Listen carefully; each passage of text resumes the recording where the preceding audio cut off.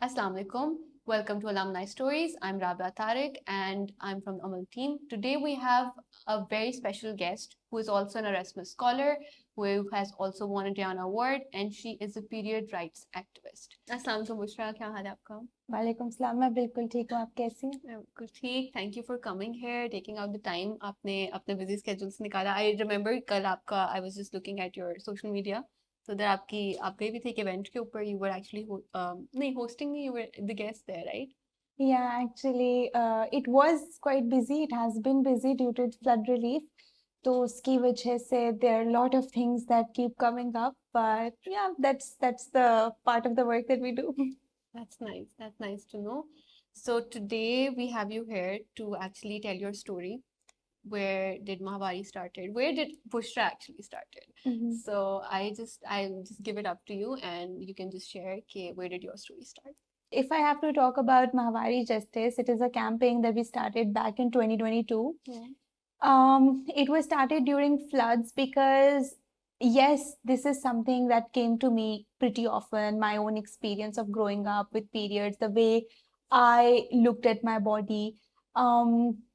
But it would often bother me as well that what happens to the people who are caught in floods, who are caught in disasters? How do they manage their periods? Because even as a person who had started menstruating within the safety of home, having her family around her, it was still a very, very traumatic experience. And I would often think about the people, who are bleeding, who are having their periods without all that safety. They don't know if their loved ones are alive or not. They have lost shelter. They pretty much don't know if they are going to have food for the next meal or not. And on the top of that, what happens if you're menstruating? How do you manage your periods? Yeah. And it was something that bothered me pretty often. And when the flood started, and it was the first thing that came to me, and with a friend, we started a campaign. Sorry, but what year was this? In 2022. 2022, that's where Mahwari started. Yes, that's when Mahwari Justice started. Okay, so was it like motivation कहीं पहले से भी आई थी where you actually, because I remember reading an email that you sent to us where you actually mentioned 2010. Yeah. So what was that time where you actually went out with your parents and then nearby apne villages mein and you started helping? What was that period? So in 2010, it was also the time when Pakistan had massive floods. And I come from Attock, that's my hometown. A lot of places in the nearby localities, they were underwater as well. And I remember my parents, they would gather supplies like food supplies, clothes from neighbors, from family members. We have a very big family. So, and they would collect it, and they would go to the flood affected areas and distribute those supplies. And since my father also works in transport, so, it was managing the logistics was much easier than it would have been for other people. So they would take these supplies, and I also remember they would take food sometimes, and they would make a deg of chawal, and they would take it sometimes biryani, sometimes naan, and salan that they could give to the people. So and that was something that was happening pretty frequently. And this one time I tagged along, and of course now I know it must have been a nightmare for my parents to manage a kid while they were working there as well. But I was pretty curious that what is happening, what does a flood look like, and how are people managing in the floods. There were pretty graphic videos on their TV at that time because it was 2010. So I went with them, and this image that I have from that time is that I saw a little girl, and she had blood on her shirt, on her kameez. And that is something that I saw. And at that time, my parents were distributing clothes and chadars and stuff. So my mother handed a chadar to her, but I quite didn't understand, what was happening. And it only came to me years after that that little girl had started menstruating, and she was just my age. She was my age, and at that time, I did not even know what periods were. So it came to me much later that she had started menstruating, and she was caught in the floods, and she did not have any change of clothes. I mean, how do you imagine a person to have a change of clothes when most of your possessions have washed away in the floods? And Yeah, and often this image would come back again and again. Even when the floods of 22 started, it was that image was that was coming to my mind, because I think there are such incidents, some incidents that happen when you're a kid, and some things that you witness that just stay with you. Yeah. And it was one of those incidents. I really hope that girl is somewhere safe. She is surrounded by people who love her and who Yeah. support her. Yeah. But yeah, she has been the reason for me to Alright. start this camping and the work Yeah. that we are doing. So Bushra, so when did you do your bachelor's, and when was the time period you actually applied for master's? And you know, you could actually explain that background as well. I started my master's in 2018 and I graduated in 22. And it was in applied psychology. I had no idea actually about what I was going into, but all I wanted to do was to because my parents really wanted me to study medicine and become a doctor like my elder sister. Okay. So I just wanted to avoid that and escape that. And so nothing else. So they would ask me that if you don't want to be a doctor, what do you want to be? And honestly, psychologist was the first thing that I came to my mind. And I was like, I'm going to be a psychologist. Do you even know how important it is? So I had no idea. I hadn't read anything about psychology or and I had just heard about it, and it sounded really cool. And it was also the time, when pop psychology was popular. So I used to think whatever the internet is saying is actually psychology. But my first class was a bit of a reality check for me, and I realized it's a bit different. But yeah, I have remained a bit clueless throughout the years, and I think that happens to a lot of young people because you don't know exactly what you want to do. It's completely fine. You're not supposed to have all your life answers at the age of 18. It just takes much longer. So when I graduated, I realized that I don't want to be a psychologist. I knew it from the very beginning that I'm never going to be in a clinical setting where I'll be taking clients and giving them therapy. So for my last year, I started doing forensic psychology. I used to work with prisoners. Used to work with prison guards, which was a very exciting experience for me as well, and very humbling too.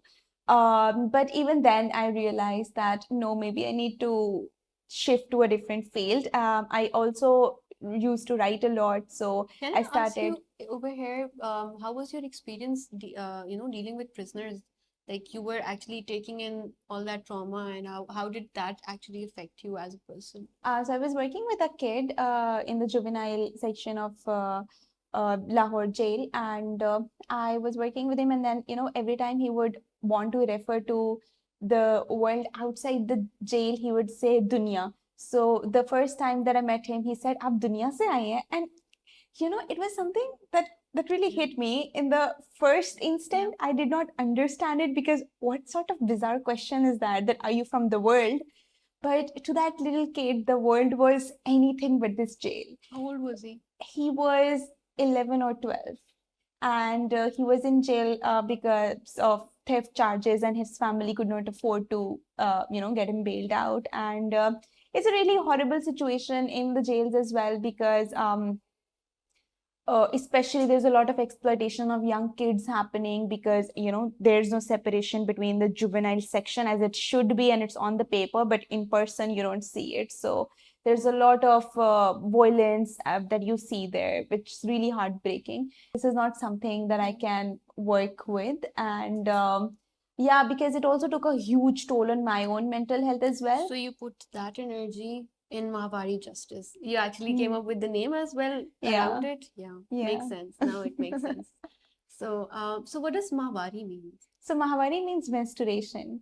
It's like Ma is month, and Mahwari something that keeps coming every month. So it's a Urdu word for menstruation. It was very important, when creating this campaign and working on it. It was very important to use the actual word, because growing up, people would never use the word Mahwari. They would, even my mother, she would say that, are you on that time of the month?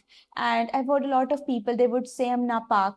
when referring to Mahwari, because and that translates to impure, which is extremely wrong, because the language that you use has a strong influence on how you see yourself and the people around you.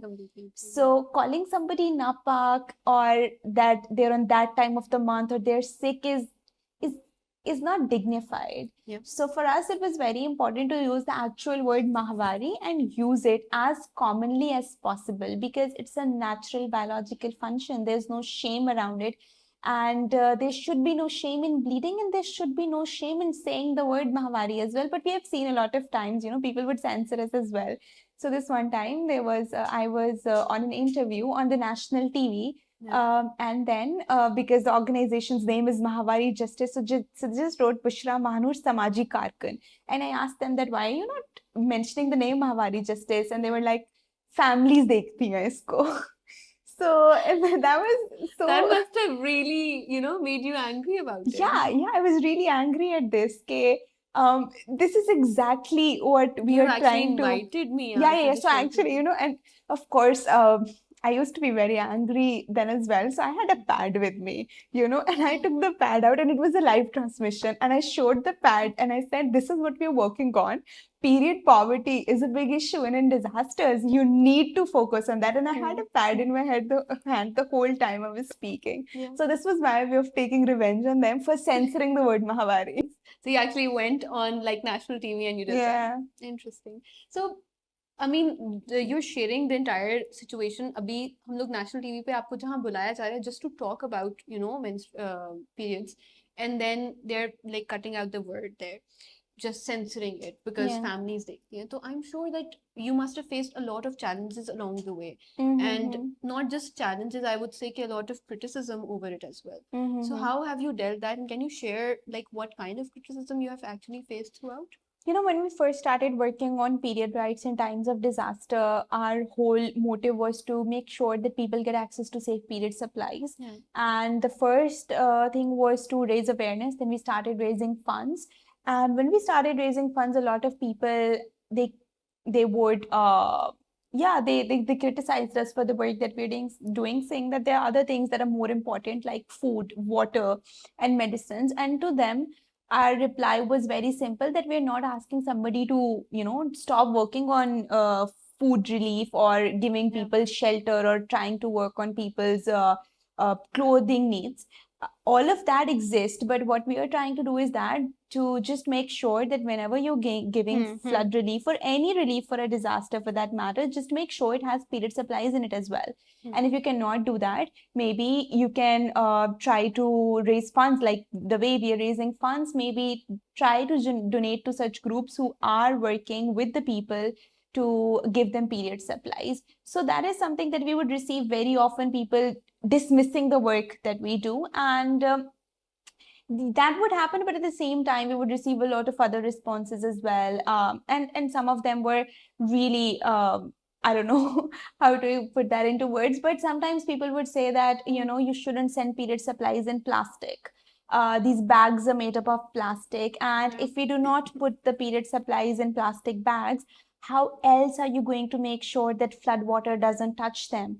Because we still do not have that sort of technology right now to have those sustainable options. And a lot of people would say that, you're sending pads to the flood affected areas, people use cloth, why are you and the pads are plastic based, there should be alternatives. We completely agree with the fact that there should be alternatives. But in times of disasters, in emergency situations, would you rather let a person bleed in unhygienic ways or give them whatever is the most feasible option? Of course, you're going to do whatever is most feasible. So at that time, plastic-based pads were the most feasible option when we started the campaign. But over times, of course, we have worked on the way we do, what sort of supplies we send, what sort of channels we use, what sort of people we work with. We have tried to work on them again and again to make sure we come up with the best possible strategy. But this is the sort of criticism that we would face based on the work that we were doing. At the same time, there were so many other people who would have problems with the fact that somebody's talking about periods openly, and we still do to this date. People come and say that behaya, besharam, isko sharam nahi aati hai. Why are they talking about periods openly? Even if you want to raise funds, do it in secrecy. I mean, how do you do that? how are you supposed to do that? So I often had to sit with myself, with the team members as well, because it's not something that I am the only person facing. So, and we try to talk about these things openly to make sure, we have built sort of a community where we can be open about the bullying that we face online just because we're working on periods. So you guys decompress as well within the entire thing. That's actually nice. I mean, I think community really helps you with dealing with stress as well. These were the things, that stepping stones, I would say, that led you towards Mahwari. But like you had your Erasmus as well, Erasmus Mundus, and then you came back. उससे पहले आपने Mahwari start कर दिया था. तो what was that period like when you went for masters, and masters से भी पहले you did Amal fellowship? So how did that translate into your entire journey? I started my fellowship. It was back in 2020. It was pre-COVID time. I mean, so, and midway through the fellowship, COVID started, which was the most heartbreaking thing, because I used to really enjoy, I would look forward to Saturday and Sunday where I would go for the fellowship. It was happening at the Ali Institute, and it was such a breath of fresh air, everything that I was learning, how to build a resume, how to do public talking, how to prepare a pitch. And these are the things that have really helped me along the way, because now that I see where I am working with lots of people, where I'm running a campaign and on a topic that is taboo. So I often look back at that, and I often, now that we're taking Mahwari Justice forward and in a position to have more people in the team and hiring people. So sometimes I'm reviewing the resumes and I'm thinking, so I can tell apart if a resume has been written by somebody so you who was can an be a ML program fellow or manager, not. Nice. Yeah. But this Amal has played a wonderful part in my journey, especially when it comes to dealing with people, what to say, what not to say, how to deal with people, and how can you, make your point in a very concise way. So that also helped me a lot in when dealing with media, talking to people about the camping. So yeah, I have to give a lot of credit to Amal, and I can talk about it for hours and hours. Coming towards, like, once you have registered, you started to started the process, so you've registered the organization. So far, we have been working with Mahwari Justice, and it's only been relying on crowdfunding. And while we've been able to do some really amazing work beyond disasters, we also work on creating menstrual health management curriculum, educational resources, and we try to do it with a lot of fun. So because we realized, when the disasters and the floods ended after we started our work in 22, it was a moment for us to sit back and reflect that what do we do now? And we realized that we need to change the way society talks about periods, the society thinks about periods. We really need to work on that. And that's when we thought, okay, we are going to do it with especially young adults and adolescents and kids, basically. And we are going to make sure that we impart period education to them, and also be those adults around them who can talk to them about periods that we never got in our childhood or when we started menstruating. So we started making educational resources on it. We have a very cool toolkit as well, but we also realized that it's not easy to start a conversation on a topic that's been stigmatized for decades and decades. So there's a sense of there's an awkward silence between the people who are attending the session as well, if you're talking about school children or any other people for that matter. So we thought, okay, we are going to do it in our style. So we started making rap songs. So interesting. Okay. So we make rap songs in local languages, in Urdu, Sindhi. We are working on making one in Balochi as well. And we make rap songs about periods. And so when we go there, we talk about periods, but we sing about periods as well. And these rap songs are really popular among the kids, and they really love it. And this is something, that just is a perfect icebreaker as well. And I mean, we remember our jingles like jo bachpan ki hai, so I feel like they will remember them throughout. That's such a nice, intelligent way to actually destigmatize the entire thing. That's interesting. Acha, Bushra, do you have a message for our alumni who actually want to start off with a non-profit organization, or they want to like start off with any meaningful cause? Sometimes people just don't know where to start because it seems like the journey seems very hard. And you know, when you're telling the entire story now, it's very impressive. But when you actually started off, you didn't know this will be, you will go this far ahead and you will, mashallah, keep going forward. But I mean, where does that come in? And can you just, for our viewers, can you just give them some tips on that? If I have to give a message to the alumni, it would be that, you cannot do anything alone. You need a community, you need the people. We cannot even deliver one period relief kit to a person who is in the flood affected areas without the team. I cannot do it on my own. And this is the community that you need. So, and everything lies in the community that you build, in the relationships that you build, the people that come and support you. So just make sure to keep those people around. Just be kind to the people around you, to the team that you have, because there's nothing, because there will be times when you'll be left with no money. There will be times when you won't have any support. There will be times when you will be receiving a lot of backlash, and there will be times when you are even being ridiculed online or facing a lot of criticism from even your family. But what matters at the end is the people who have your back. And these people will likely not be your siblings or your friends, but your comrades, your allies, and the people that you have met along the way who are passionate about the same cause as you. So just find your people, and once you do that, I think everything starts becoming very easy. It makes sense. Yeah. Bushra, it was lovely having you, and you're such an inspiring person, and at such a young age. I swear. I mean, I'm looking at you and I'm like, wow, that's some amazing work and some amazing thought process that's gone behind it. It's not like random. It is kind of random as well, but it has a lot of potential, and you have put in a lot of effort. And the team that you're talking about, I feel like they are your like support system, the entire thing. So thank you so much for actually giving us this time and actually making me aware of so many things, and I'm sure the audience as well. So thank you so much. Thank you. It was really lovely for me to talk about this as well. And also, it's really nice to revisit Amal again, to talk to the people and be in this beautiful place that has been a very important part of this journey. Thank you so much.